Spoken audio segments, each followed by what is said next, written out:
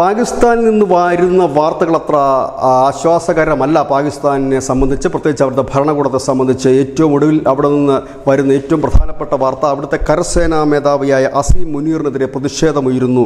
ഗിൽജിത്തിലും ബാൾട്ടിസ്ഥാനിലും ബലൂചിസ്ഥാനിലും പ്രതിഷേധ പ്രകടനങ്ങൾ തുടരുകയാണ്. അതിന് നേതൃത്വം കൊടുക്കുന്നത് പാകിസ്ഥാനിലെ ജാമിയത്ത് ഉലമ ഇസ്ലാമി തലവനടക്കം വിവിധ രാഷ്ട്രീയ പാർട്ടികളാണ് അതിന് നേതൃത്വം കൊടുക്കുന്നത്. അവർ പറയുന്നത് അഫ്ഗാനുമായി നല്ലൊരു ബന്ധമായിരുന്നു ഉണ്ടായിരുന്നത്.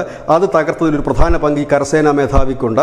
അഫ്ഗാനിൽ പുതിയ താലിബാൻ ഭരണത്തെ നമ്മൾ അധികാരത്തിൽ കൊണ്ടുവന്നത് ഇന്ത്യയുമായിട്ട് ഒരു ശത്രുത, ഇന്ത്യയെ എതിർക്കുന്ന ഒരു ശത്രുവിനെ വളർത്തിക്കൊണ്ട് വരികയാണ് നമ്മൾ ചെയ്തത്. പക്ഷേ താലിബാൻ അധികാരത്തിലേറിയതിനു ശേഷം നമ്മൾ കാണുന്നത് അവർ ഇന്ത്യയുമായി കൂടുതൽ അടുത്ത് നിൽക്കുകയും ഇപ്പോൾ നടക്കുന്ന ഈ പ്രശ്നങ്ങളിൽ ഇന്ത്യക്ക് തുറന്ന പിന്തുണ നൽകുന്ന കാഴ്ചയുമാണ്. ഇതിനൊക്കെ ഉത്തരവാദിയായിട്ടുള്ളത് പാകിസ്ഥാൻ്റെ സൈനിക മേധാവിയാണ് എന്നവർ പറയുന്നു. ഒപ്പം തന്നെ ഇപ്പോൾ ഇന്ത്യ പാക് സംഘർഷത്തിൻ്റെ പ്രധാന കാരണക്കാരന് മുനീറാണ് എന്ന് പറയുന്നു.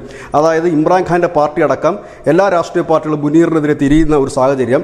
അതിൽ തന്നെ പാക് ജനത പറയുന്ന കാര്യം, മുൻപൊക്കെ സൈന്യത്തിനെതിരെ എന്തെങ്കിലുമൊക്കെ പറയാൻ ജനങ്ങൾ മടിച്ചിരുന്നൊരു കാലമുണ്ടായിരുന്നു. പക്ഷേ ഇപ്പോൾ സാധാരണപ്പെട്ടവൻ പോലും സൈനിക മേധാവിക്കെതിരെ സംസാരിക്കാൻ തുടങ്ങിയിരിക്കുന്നു. അതിനർത്ഥം പാക് സൈന്യം ദുർബലമാണ് എന്ന് തന്നെയാണ് കാണിക്കുന്നത്. ഏതായാലും മുനീർ ഔട്ട് എന്ന് പറയുന്നൊരു ക്യാമ്പയിന് കൂടി ഇപ്പോൾ പാകിസ്ഥാനിലെ ജനങ്ങൾ, വിവിധ സംഘടനകൾ, വിവിധ രാഷ്ട്രീയ പാർട്ടികൾ തുടങ്ങിക്കഴിഞ്ഞിരിക്കുന്നു. News desk news India Malayalam.